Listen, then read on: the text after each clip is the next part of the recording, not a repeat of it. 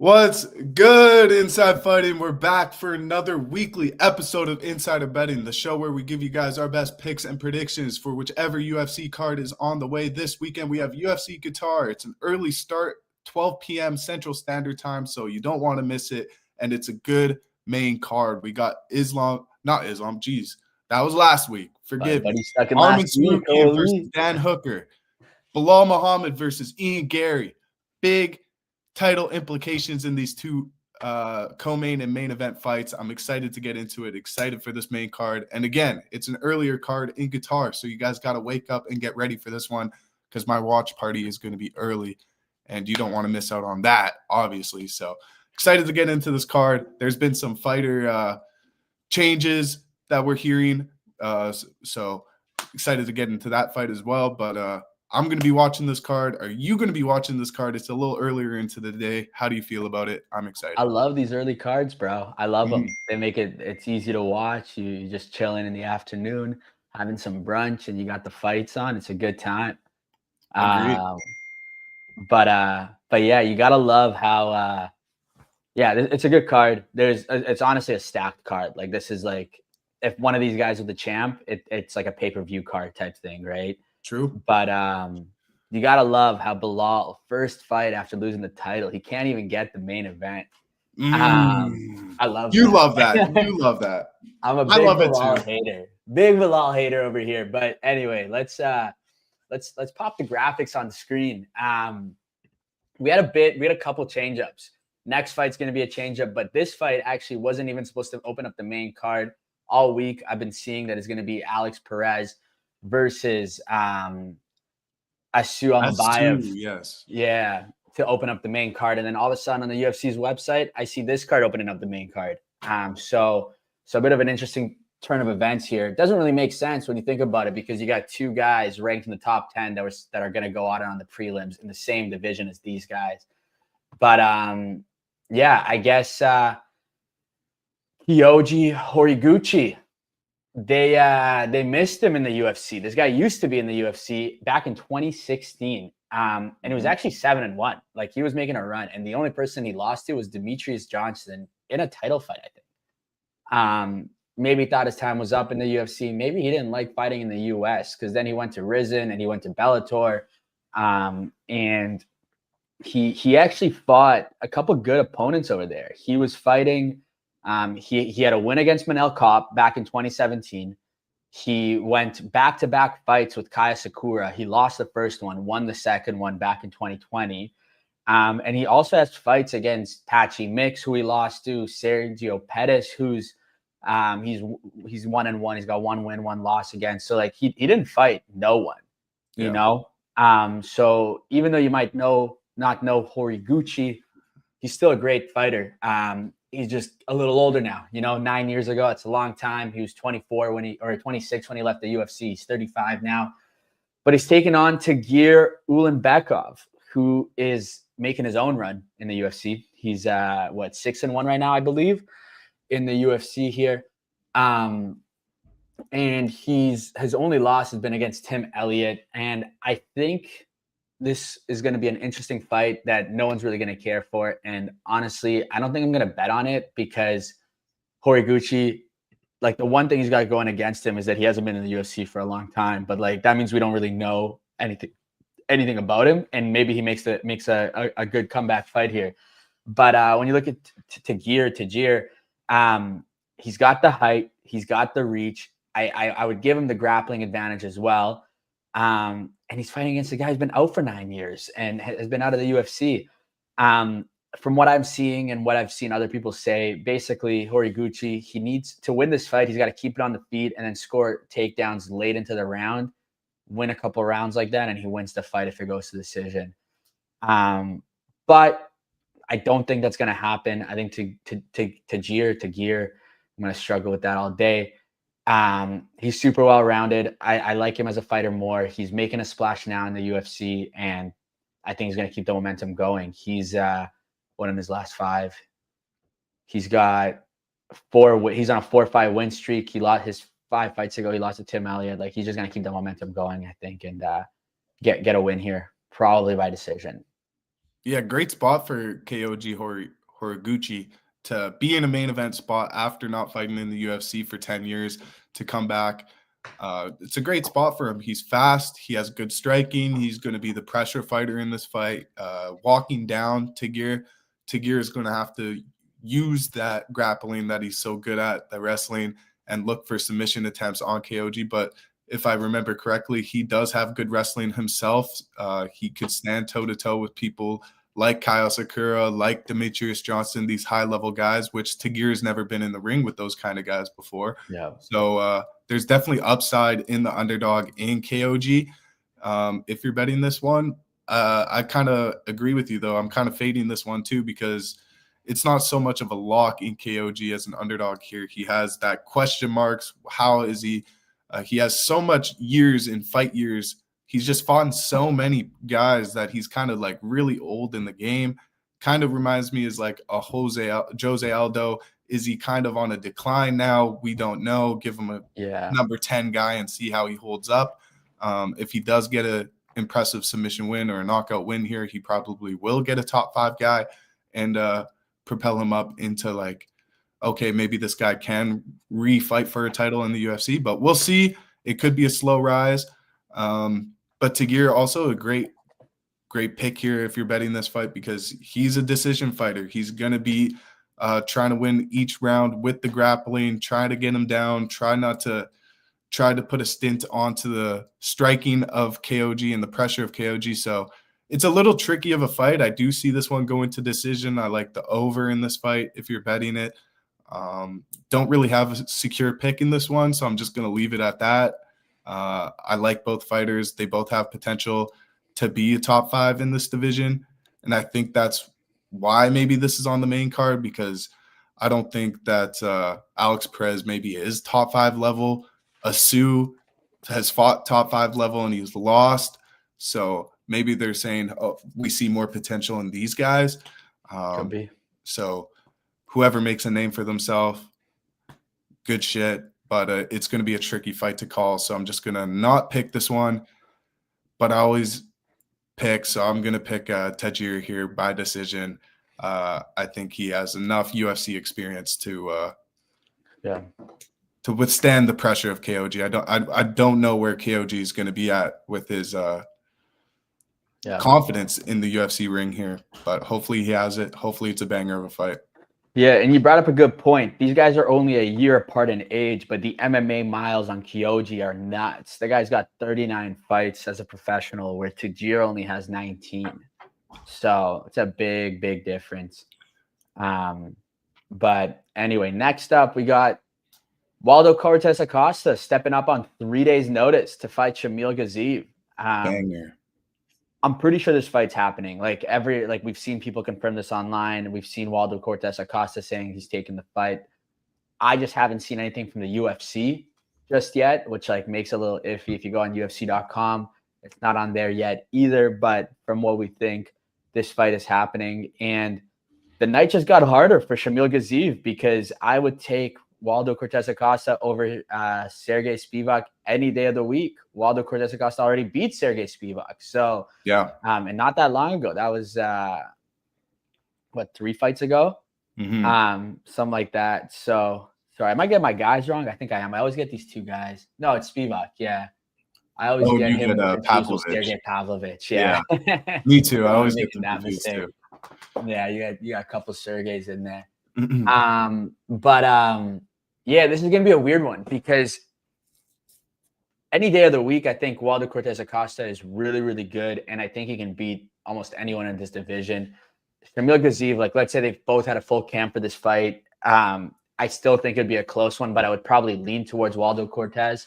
But my issue is that Waldo Cortez Acosta is coming off of a win against Ante de Lea just 3 weeks ago. They fought on November 1st. And it was an interesting fight because Waldo got eye poked pretty bad. It looked like the fight was going to be called off. Fight was back on, and then Waldo lands a massive knockout. This was the week after Tom Aspinall pulled out of the fight for getting that eye poke, you know? So he just fought. It's a quick turnaround. He has to fly halfway across the world, which I think he already made that flight. Like, I think he's been in Qatar for a little bit, so like that shouldn't like too big of a factor. But like, there's no way his eye is not bugging him even a little bit. You know what I mean? Like, maybe it's not like real bad. Like Tom Aspinall says his eye was bad, but like it being 100% is like really 50-50, you know? So I think that's just going to make it a tough fight for him. I really don't like how he took this fight because, again, like I think he came off of that loss to Sergey Pavlovich, and now he's back in the win column. People thought he was going to climb back up slowly after Pavlovich, and now he might have another fork in the road. Shamil Gaziev, he's a clean striker, or he's a fast, clean striker who also has good offensive wrestling, kind of like Waldo Cortez Acosta. Like I said, any other day, I would probably take Waldo. But when you take all these things into consideration, I just think it's going to be a really tough fight for him to win. Shamil Gaziev has made a splash in the UFC. He's only 3-1, but people are already talking about him like he's a contender. His only big fight has been against Jairzinho Rozenstruik, where he lost that fight. But I think he's going to win this one. It's tough. And you see, I don't have odds on the screen because like that hasn't even come out yet. So True. Maybe if I see the odds, maybe it'll persuade my mind a little different if like they think Waldo Cortez Acosta is like a massive favorite. But yeah, I don't know. It's hard to pick Waldo. I think Shamil is going to get it done. Yeah, we got to give respect where respect's due. And Waldo Cortez Acosta just fighting 18 days ago, stepping up to fight here across the world on short notice, dealing with the eye poke injury. You just got to give respect to him for taking this fight, proving that he wants to be a true contender in this division, anytime, anywhere kind of fighter. You got to love that. Shamil Gaziev, I like that you picked him in this fight. I feel like a lot of people are going to be counting him out here. But I also do feel like a lot of people want him to win here. He's kind of got this aura about him where people see him as a future heavyweight champ. I don't know about that. He's going to have a hard test here in Acosta. But I like this fight. These guys aren't going to be wrestling. They're going to be standing up. They're going to be looking for a KO. They're going to be looking for a big moment. And I like that in heavyweight fights. I don't like the what's his name? He's such a annoying fighter that I even forgot his name. He just fought Jalton Almeida. I hate UFC fighters who just go for that takedown and just look to grapple. This is not going to be one of those fights. These two are going to stand and bang, exchange some bombs. Waldo Cortez Acosta never been knocked out in his professional career. Shamil Gaziev has. That's why I'm picking Waldo Cortez Acosta. I think he's got a little bit more warrior spirit to him, whereas Shamil Gaziev, I haven't seen that in his fights yet. He could go to a decision and it's close and you don't really know if he stole it. But Waldo Cortez Acosta, I think he's going to have another KO win here, and people are going to start respecting his name, being like, this is the true next prospect at heavyweight. I remember like a year ago, we were talking about Waldo Cortez Acosta being that next guy in heavyweight to give some names to this division, be that guy in the heavyweight division. And I think this is one of the fight where it's like, okay, we wanted to see Shamil Gaziev be that guy, but Waldo Cortez Acosta is going to be that guy with a knockout here. I'm confident in that pick. I like it a lot. Give me Cortez Acosta by knockout finish. Yeah, I like that. Like I said, Waldo Cortez Acosta any day of the week over Shamil, but I just hope that he's like, after the fight, if he loses, that he's not like, oh, you know what, I took this fight because if I won, it would have been dope, but like I wasn't 100%, you know, like that's what I'm worried is going to happen here. Yeah, you got a great read on that. I could be completely wrong, but I hope you're right, because I would like Waldo to do better. You know, I would like to see Waldo make that climb. But next up, we got Jack Hermanson taking on Miktabik Orolbai, which is Orolbai is a rising prospect in the UFC. Kind of, he's 3-1 right now. His only loss has come against Mateusz Rebecki. It's kind of weird saying that Jack Hermanson's a UFC vet while Orolbai is a rising prospect, because if you look at these guys' pictures, you think Orolbai was 37 and Hermanson was 27. But it's not like that. Jack Hermanson, he's a UFC vet. He's been alternating wins and losses recently. And now all of a sudden, he wants to move down a weight class. He's going to be fighting a welterweight now. He's a good striker. He's got even better grappling. And then you got Oralbai, who's 3-1 in the UFC. He's coming off of a submission win against Tafik Musayev, where he just kind of mauled him in that fight, and got a quick win. Oralbai, he's a similar fighter with good striking, but even better grappling. I believe Oralbai is actually moving up a weight class. I think he was at lightweight before, but his last 2 fights were actually at catch weight. So I guess he's been fighting a little bit higher up anyway. So like this, it's not as big of a jump as it is a come down for Jack Hermansson, but they're meeting in the middle. I really don't like how Jack Hermansson is moving down a weight class. Usually I feel like you see the oldest guys move up because they don't want to cut as much. So we'll see how like that additional, I think it's 15 pounds he's got to cut, is going to affect Jack Hermansson. Oralbai, like I said, he was all over Tafik Musayev, and I think he's going to be all over Jack Hermansson. I think Jack's move here is the grappling game, and Oralbai is just better at it. So I got Oralbai by a win here. I think it's going to be a quick fight, honestly, but I got to give respect to the vets, so I'm not going to call it a quick fight, but I have a gut feeling that it's going to be a first-round finish for Oralbai.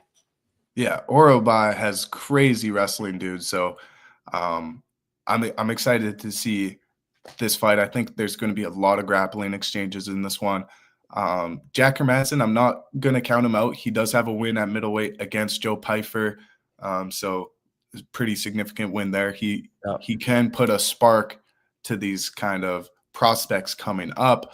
But this is a weird fight strictly because the welterweight division. Neither of these guys have fought in the welterweight division. Jack Hermansson just lost to Gregory Rodriguez by knockout. That's probably the biggest middleweight there is in the division. The way he sizes up during a fight, Gregory Rodriguez, is insane. And I think Jack Hermansson is just scared to fight in that division now, so he's stepping down 15 pounds. And Oralbai is going up 15 pounds for this fight at welterweight. He's very good at wrestling in the lightweight division. Will he be able to do that in welterweight? I think he will against somebody who's cutting down 15 pounds.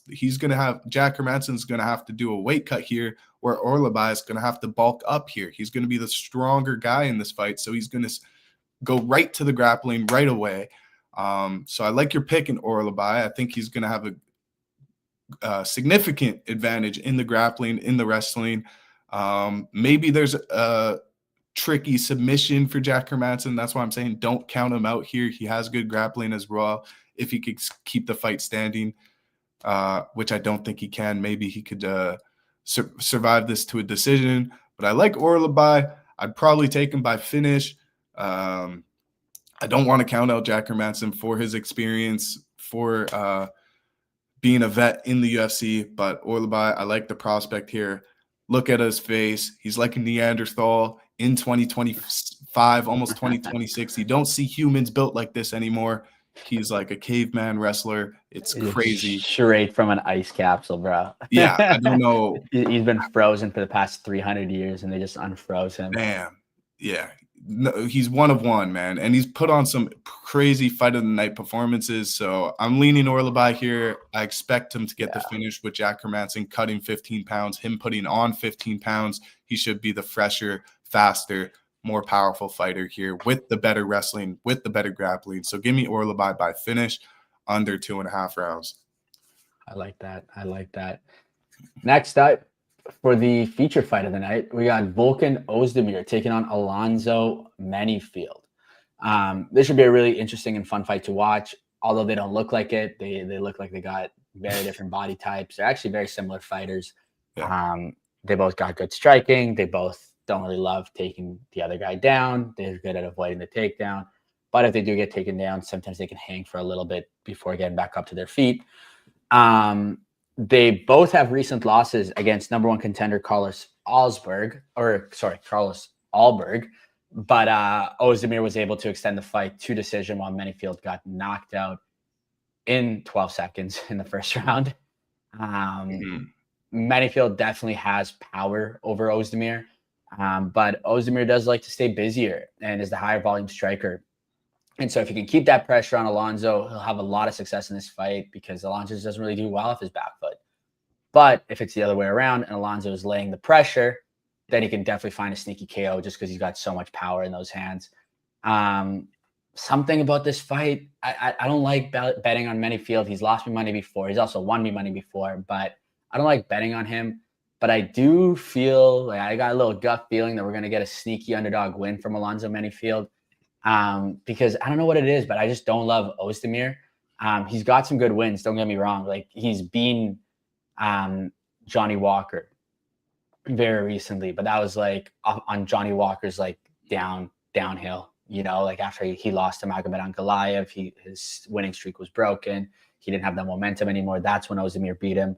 He's also been Bogdan Guskov recently, but like that was Bogdan's UFC debut, and we've seen what Bogdan has turned into since then, which has been a really good fighter in the division. But you beat him on his debut, I don't know how much weight you can put into that. And then you look at his other fights, he's only got 5 wins in his last 12 fights. He's 5-7 in his last 12. So like he's really wishy-washy in that sense. He tends to beat the guys he's supposed to beat, lose to the better guys. So I don't know. I just don't love him. And I just don't feel confident in him. I think Alonso's going to get it done. I think he's gonna put up that pressure. We've seen him look like a much better fighter in his last couple of fights. He's on a 2-fight win streak right now, and I think he's gonna keep that momentum going against the guy who just lost a decision to the #1 contender. Yeah, I like something you said there. Volkan Ozdemir, he loses to the guys he's supposed to lose against. He wins against the guys he's supposed to win against. He is supposed to win against Alonso Manyfield in this spot right here. He is supposed to win this fight. That's strictly the reason why I'm picking him. I think Alonso Manyfield isn't the level of talent that Volkan Ozdemir is at this time. Alonso Manyfield has been knocked out. He's been subbed. He's a little bit chinny, in my opinion. I think if Volkan Ozdemir gets him against the cage, starts landing these shots, I don't think Alonso Manyfield will circle out and continue to fight. I think he's going to fall down and get finished. So I like Volkan Ozdemir here by finish, keeping it simple. But the underdog pick, I get it. He's been in some barn burners. He's had fight of the nights as well, Alonso Manyfield. I'm not mad at the underdog pick at all, but I do think Volkan Ozdemir is maybe a little bit disrespected in this spot. He's supposed to win against an Alonso Manyfield. I think he does win, and I think he wins by knockout. See, it's like one of those fights where like I feel like Ozdemir should win, but it's like a 50-50 on supposed to win. Like I don't think it's his fight to lose. That's the difference. And like when he comes up against guys like that, like he just struggles a bit. I don't know. You're right though. He should win this fight. Yeah. And he's a 2-1 favorite for a reason. Yeah. It's just something about it just tells me, I don't know. I think Alonso's just looked better recently. Yeah. I think he could even be a bigger favorite in this spot, but I think people have question marks on him still. And this is I'm going to answer your question marks kind of fight for him. I think he wins by finish, and I think people start putting some respect on his name after this one. Yeah. No, I feel that. The co-main event, we got a snoozer. No. Yeah. I rip on Bilal, but like at the end of the day, like even in his fight against JDM, it wasn't that big of a snoozer, It could have been more of a snoozer if he kept taking him down, but he didn't. Oh baby, am I excited to see Bilal Muhammad lose again, back-to-back fights. Bilal, he's now the former welterweight champion after losing his first title defense to JDM. A lot of people thought Bilal gave JDM a good run for his money, but I think JDM actually dominated that fight pretty well. I can see why people say that it was like a lot closer than it looks like. You look at Verdict MMA, they gave it 4-1 to JDM. But it was a good fight. It was a better fight than I thought it was going to be at the end of the day. And on the other hand, we got Ian Gary. Ian Gary is growing on me a lot. He's coming off of a win against Carlos Prates, where he was dominating really early on, almost got knocked out in the 5th, but stayed alive and ended up getting the win. He won that round 3-2. I think most people gave him the first 3 and then took away the last 2. He also had a great fight against Shavkat, who I thought was going to dominate Ian Gary a lot more than he did. Ian Gary just showed us that, like, although he's known as this flashy striker, he really doesn't care about putting people away in like spectacular fashion. He really cares about winning. And he gave Shafkat a run for his money. They fought on the ground for a little bit. Ian Gary stayed alive, did some things. It was a much closer fight than people made it out to be. And then Bilal, he's one of those guys. He's a Marab type of fighter. He will shoot takedown after takedown after takedown and not gas. He's just like endless gas tank on that guy. And we've seen a lot of improvements in Bilal's striking. I know we all rip on him for being a boring fighter, but at the end of the day, he will put some pressure on with his boxing against his opponent, and then he'll use that to take them down during the fight as well. So it could make things interesting for Ian Gary in this fight. And I think this is probably going to be somewhat of a similar fight that Ian Gary had against Shafkat. You got the long rangey striker who needs to avoid getting taken down. And I think it's going to be the same type of style in this fight. I think if Bilal keeps landing takedown after takedown, he will win the fight. But I think Ian learned a lot against Shafkat. I think he's improved a lot since that fight as well. I think he's going to use his range really well. I think he's going to use his striking really well. I don't know if he's going to let Bilal get in there. He's got 73% takedown defense, and he's going to need every single percent of that in this fight. I think he's going to give Bilal a really good run for his money. I'm very surprised at the odds, honestly. Like Ian Gary being almost a 3-1 favorite and Bilal being a 2-1 underdog. Like that's pretty nuts. I think it's much more of a 50-50 fight than like the odds show. Like it should be -110, -110, you know, like it should literally be 50-50. But I do think Ian Gary is going to get it done, and it's probably going to shoot him up to a title shot, honestly. Do we know if this is a 5-round fight? I believe this is a 3-round fight, which is also really good for Ian Gary, I think. Yeah. It's a little scary. I mean, but I don't know what Bilal's going to do in this fight. I don't know if he's going to keep it standing. He said in the media that he's going to take him down and then let him back up just to show him that he could take him down. Bilal in his last fight against JDM said that he has the best boxing in the world, and he wants to prove that, so he's just going to strike with JDM. Definitely could have won that fight if he just wrestled. I don't know if he's going to wrestle here against Machado Gary.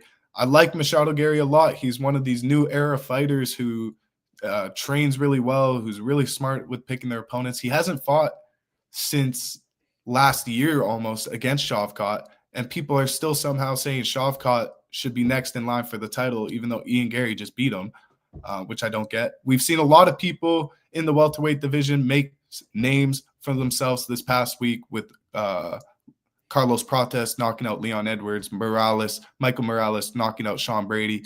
I think we see a repeat here with Ian Machado Gary knocking out Bilal Muhammad, making everybody super happy. I wish it was 5 rounds. I really do. But I don't think Ian's going to need 5 rounds to knock out Bilal. Bilal is really, really tough, but I just don't think he's that smart. And Ian Machado Gary is one of these new style fighters, as I mentioned, who just has that IQ, is really smart in his fight. If he has to dance around like Bilal's saying he will in the first round, he will do that. He'll defend the takedowns. He'll be sharper in the striking. He'll use his kicks to manage distance. I don't see a way where he loses this fight. I can't even envision it. That's why I feel like the odds are what they are, because everyone's going to be on Machado Gary in this fight. If I had the money to slam Ian Gary, I'd slam Ian Gary on this fight. I've lost betting against him in the past. I'll never do that again. He's one of my new favorite fighters. I believe in Ian Gary. His son asked, when are you going to knock him out? When or how are you going to finish? Or no, Ian Gary asked his son, how do you want me to finish this fight? His son said first round finish, left hook. So give me the first round finish, left hook by Ian Machado Gary. Oh, baby. Let the son call the shots. Yeah, first round finish by Gary. But if Ian wins this fight, like he definitely deserves the next title shot. Anyone who's saying Shafkat still deserves it is absolutely insane. And we see it in this next fight with Arman Tsarukyan. It sounds crazy. My prediction sounds crazy. But if you look at last week, everyone thought Sean Brady was going to wrestle fuck Michael Morales. Michael Morales got Sean Brady out of the first round with a knockout. Left hand, I believe, as well. I see a similar performance in Ian Gary, not being able to get taken down, managing the distance, and knocking out Bilal Muhammad. Yeah. No, I like that. I like that.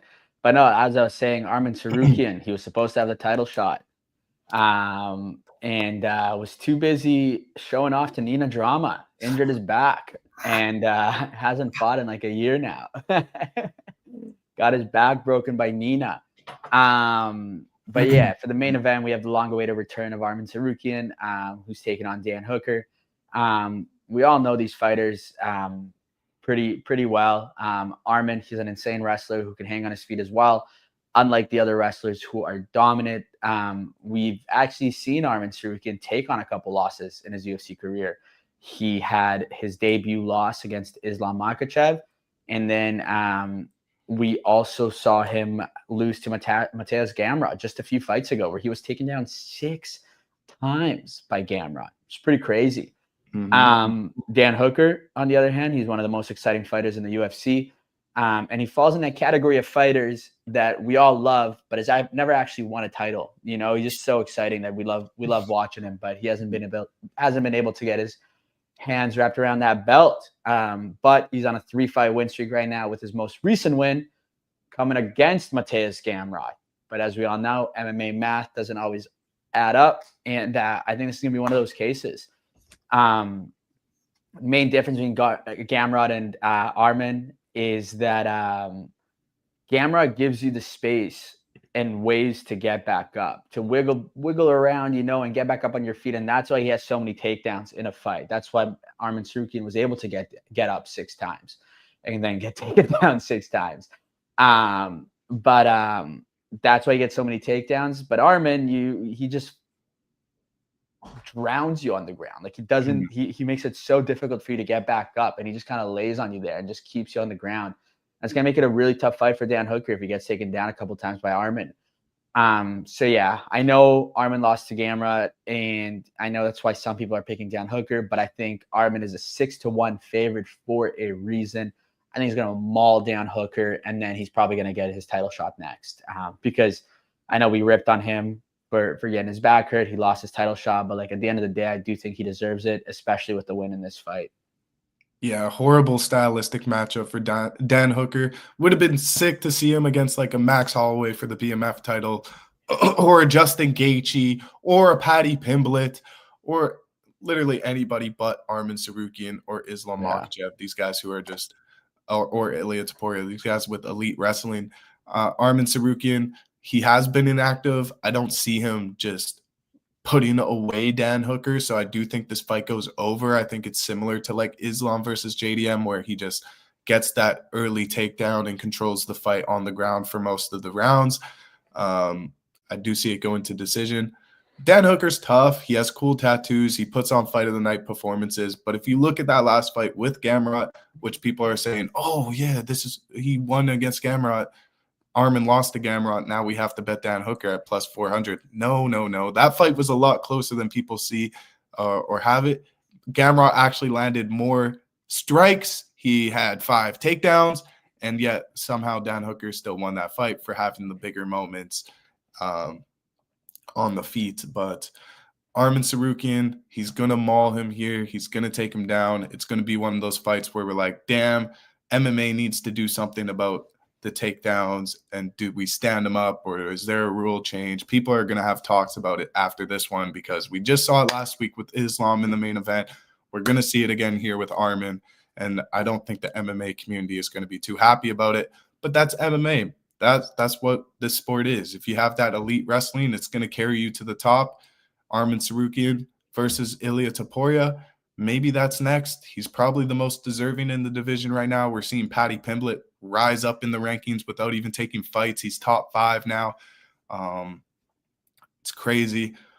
But Arman Tsarukyan, he probably gets Ilia Topuria after this one, unless Ilia wants to go up and fight Islam, which he's already said that's what he wants to do. But we'll see what the UFC does here after this. He deserves to be this big of a favorite. The styles make fights. Unfortunately, this one, not the greatest fight in the world. It's going to be kind of Arman just grappling Dan Hooker. And yeah, I don't see these two getting their faces mashed up in this one. Not a lot of blood, not a lot of big moments. Just, Arman lands the takedown and Dan Hooker can't get back up. So Arman by decision's the pick here. Yeah, it'll be this fight's either gonna be one of those fights where it's like a quick ass fight, or it's gonna go the distance. I'm looking up. Has Dan Hooker ever tapped? That's a good one. Yeah, he's got 3 submissions and 3 KO losses. I feel like we might see that pretty early on. It hasn't happened recently to Dan Hooker. He got knocked out by Arnold Allen, and he got submitted by Islam Makhachev 4 and 5 fights ago. So yeah, I think we might see a quick finish here. Honestly, I just think it's going to take him down. He's going to hold him there for a little bit, and then he's going to sneak his way and wiggle around into a submission. Yeah, I don't think Arman's going to be able to put the hands on Dan Hooker here, though. I just think he's going to get frustrated. Dan Hooker's going to land a jab or something. He's going to immediately shoot a takedown, see that he could land it, see that he could hold him down on the ground and do it for 4 more rounds. Because why not? Secure your path to a title and whatever. Yeah. I think he'll just want to like really get a dominant win here if he wants to like secure that title shot. Because I think the UFC, like if we look at the rankings here, like who do we got? Ilia Topuria already beat Charles Oliveira. You got the rest of the top 5, Max Holloway, Justin Gaethje, Paddy Pimblett. I think there's like something to be said about the UFC wanting to do the Paddy Pimblett versus Ilia Topuria fight, just because they think it'll sell. Even though Arman's the deserving fighter to get the next title shot, but UFC is in it for the money at the end of the day, and Paddy Pimblett has gone 2 finishes in a row now, 1 submission, 1 knockout. He gets a lot of finishes. So if Arman Tsarukyan is a 6-1 favorite and he just like takes his like a simple decision win and makes it a boring fight, I don't know if the UFC is going to want to give him a title shot, especially because he already pissed them off before, So I do think he might come with a little bit of fire under his ass to like make it dominant and like try to get a quick win to show the UFC he's still in it and he still deserves it. Shit, they might give Justin Gaethje the title shot just because like Arman Tsarukyan's going to wrestle Ilia Topuria. Islam Makhachev's going to wrestle Ilia Topuria. Let's give him Gaethje. Let's give him these guys who are actually going to make it a fight, and then Ilia Topuria can continue his crazy rise. Give him Paddy, bro. Paddy is going to be the most exciting one because Paddy's going to mix it up. He'll be on the ground. He'll be on the feet. It's the same thing Ilia does. Like I think that's actually a fun fight to watch. Out of all they got that real animosity, that real beef that makes it so exciting. The lead up to the fight would be fireworks, Ilia versus Justin, boring. That's another legend getting slept. Yeah. Arman versus Ilia would probably be like somewhat of a fun fight. It would be like a real big test for Ilia, but give us a fun one before you try to test Ilia. I agree. Yeah. But anyway, that's been insider betting for this week. Cody's going to go live on Saturday. Main card starts at noon Central Time. So I think Cody's probably going to go live around noon, maybe 11 a.m. Figure out the last little bit of the prelims. Next week, we don't have any UFC fights. Kind of sad, but it's okay. They've given us a couple of bangers in a row, and they're going to give us another banger after that. I think it's another pay-per-view in 2 weeks. When's that Vegas card? The Marab, I think that's the one. That's the one, eh? I'm excited. Yeah, that's the one. Yeah. So it's in 2 weeks on December 6th, we're going to have Marab taking on Peter Yan at T-Mobile in Las Vegas. The co-main of that card is going to be Alexander Pantoja versus Joshua Van. You have the feature fight as Brandon Moreno versus Tsuru Taira, calling the next title contender on that feature fight. You got Henry Cejudo taking on Payne Talbot. Biggest test Payne Talbot's had so far, but Henry Cejudo, I know he's number 10 in the rankings right now, but like should have stayed retired. And opening up the main card, you got Jan Blachowicz taking on Bogdan Guskov, who we talked a little bit about on this breakdown. But that'll be an interesting fight. So yeah. Next week, we might come live, talk about what's in store for 2025 or for 2026. We usually like doing those. Those are fun episodes. So make sure to tune in for that. That's 3 p.m. Central, 4 p.m. Eastern, 1 p.m. Pacific Standard Time next Thursday. But yeah, appreciate y'all watching, and we'll see y'all next week. Peace.